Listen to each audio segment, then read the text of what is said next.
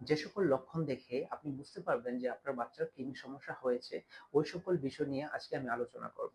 আমি আপনাদের সাথে আছি ডক্টর এমদাদুল হক সৈকত।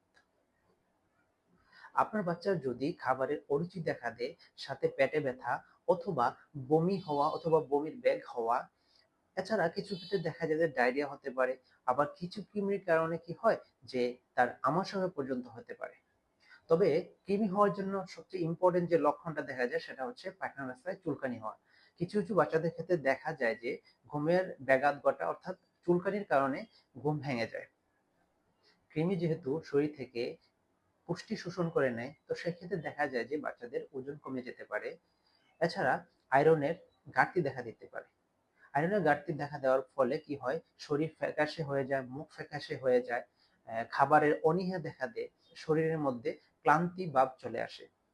এই যে আমি যতগুলো লক্ষণের কথা বলেছি, এগুলোর মধ্যে যদি কোনো একটা লক্ষণ আপনার বাচ্চার মধ্যে দেখা যায়, তাহলে অবশ্যই আপনি নিকটবর্তী একজন ডাক্তারের শরণাপন্ন হবেন।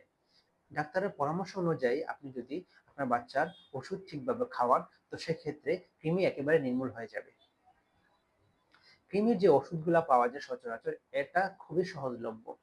আপনি খুব সহজেই এগুলা বহন করতে পারবেন। কি কি নিয়ম মেনে চললে আপনার বাচ্চার কৃমি হওয়া প্রতিরোধ করা যায়, সে সকল বিষয় নিয়ে এখন আলোচনা করব। অবশ্যই খালি পায়ে মাটিতে হাঁটা যাবে না, কারণ মাটিতে অনেক ক্ষেত্রে কৃমির ডিম থাকে। যদি খালি পায়ে হাঁটে, তো সেক্ষেত্রে পায়ের মাধ্যমে শরীরে চলে যেতে পারে। বাচ্চা মাটিতে খেলা করার পর ওই মাটির হাতে, অর্থাৎ ওই ময়লা হাতে যাতে মুখে না দেয়। যদি মুখে দেয়, তো সেক্ষেত্রে মাটির মাধ্যমে যে কৃমির যে ডিম, এগুলা মুখের মাধ্যমে দেহের ভিতরে চলে যেতে পারে।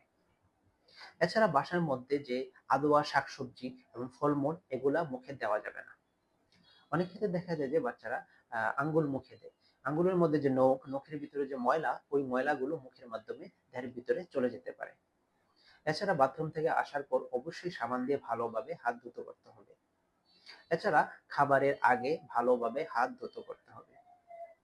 আপনি যদি আপনার বাচ্চার ক্ষেত্রে এ সকল নিয়ম কানুন মেনে চলতে পারেন, তো সেক্ষেত্রে কৃমি হওয়ার সম্ভাবনা একেবারেই কমে যাবে।